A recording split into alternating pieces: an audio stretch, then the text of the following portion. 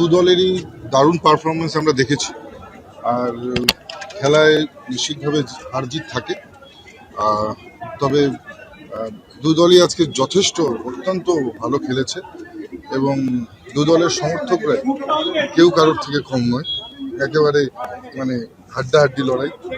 আর নিশ্চিতভাবে এত সুন্দর একটা ম্যাচ আমরা উপভোগ করতে পেলাম আজকে এবং এত শান্তিপূর্ণভাবে।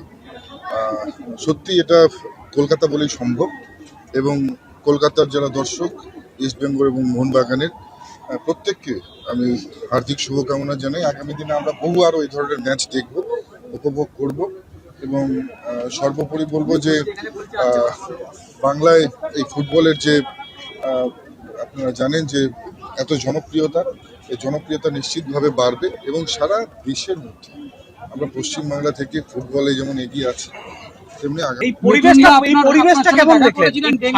পরিবেশটা ফুটবলের যে সামগ্রিক পরিবেশ, এটা একটা বিউটি বলা হয়, এশিয়ার সেরা ডার্বি বলা হয়। এই কারণে আপনি কি ফিলিং করলেন এই পরিবেশ? নিশ্চিতভাবে খুব ভালো পরিবেশ এবং এই পরিবেশ একমাত্র কলকাতার মতন এত ভালো দর্শক বলেই সম্ভব।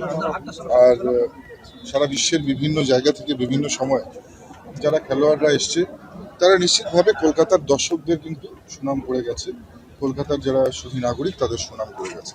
কিন্তু আমাদের দুঃখের বিষয় যে আপনারা জানেন যে গত একটা মেসি কাণ্ডে সবকিছু মেসাগার হয়ে গিয়েছে এবং সেটা আমাদের জন্য একটা কালো অধ্যায়, লজ্জাজনক অধ্যায়। এবং আমি প্রথম মন্ত্রণালয়ে বসেই সিদ্ধান্ত নিয়েছি যে এই ঘটনার পেছনে যারা কুচক্রীরা যারা জড়িত রয়েছে, যাদের কারণে এই ধরনের সাবোটেজ হয়েছে, যাদের কারণে বাংলার মাথাকে নিচু করতে হয়েছে, বাংলার সাধারণ মানুষের মাথা লজ্জায় হেঁট হয়ে গেছে, তাদেরকে ছেড়ে কথা বলা হবে না। তাদের জন্য উপযুক্ত, তারা যেরকম কাজ করেছে তাদের সেই কাজের জন্য সমান মাপের সাজা হবে নিশ্চিতভাবে। এবং আমরা যারা এজেন্সি রয়েছে তাদেরকেও পরিষ্কারভাবে বলে দিয়েছি যে মেসি কাণ্ডের সঙ্গে কে জড়িত সেটা তো নিশ্চিতভাবে তদন্ত সাপেক্ষে উঠে আসবে।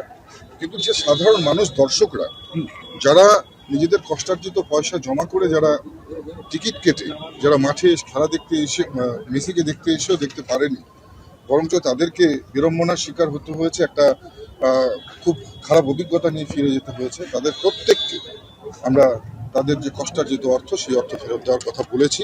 এবং নিশ্চিতভাবে আমরা যদি যারা সেদিন যারা মাঠে দর্শক ছিলেন, যারা টিকিট কেটে এসেছিলেন, তাদের অর্থ যদি ফেরত দেওয়া না হয় আমরা কিন্তু আগামীতে কঠোর পদক্ষেপ নিতে বাধ্য। ওই ইভেন্টের আয়োজক শতদ্রু দত্ত বলেছেন যে তিনি 100 কোটি টাকার মানহানির মামলা করবেন যদি জেতেন, ওই টাকা দিয়ে তিনি যাদের তাদের রিএমবার্স করবেন যাদের ওইভাবে। আমরা কথা বলবো, শতদ্রু বাবু নিশ্চিতভাবে আমাদের সাথে কথা বলতে চাইলে আমরা তার সঙ্গে যেমন কথা বলবো। নিশ্চিতভাবে এই বিষয়ে আপনারা যারা রয়েছেন, যেমন আপনারা জার্নালিস্ট রয়েছেন, অনেক গ্রাউন্ড জিরো রিয়ালিটি আপনারা নিজেদের চোখে দেখেছেন। আপনাদের কাছে অনেক ফুটেজও থাকতে পারে এমন যেটা এই ঘটনার তদন্তের একেবারে মোড় ঘুরিয়ে দিতে পারে।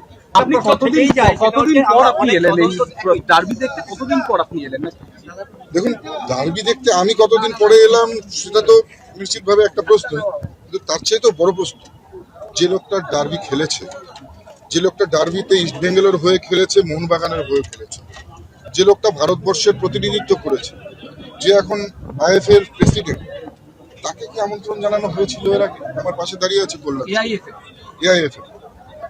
তো যে সারা ভারতবর্ষের ফুটবলের প্রতিনিধিত্ব করছে তাদেরকে আমন্ত্রণ জানানো হয়নি, আমরা তো দূরের কোথায়, আমাদের কে কোথায় গুরুত্ব দিতে হবে? নিশ্চিতভাবে আপনারা দেখেছেন পশ্চিমবঙ্গের যেমন সরকারের পরিবর্তন হয়েছে, নিশ্চিতভাবে যে সমাজ এতদিন পর্যন্ত ছিল, যে খেলাধুলোর মধ্যে যে রাজনীতি ছিল, সেই পরিবেশেরও পরিবর্তন ঘটবে এবং খেলার ময়দান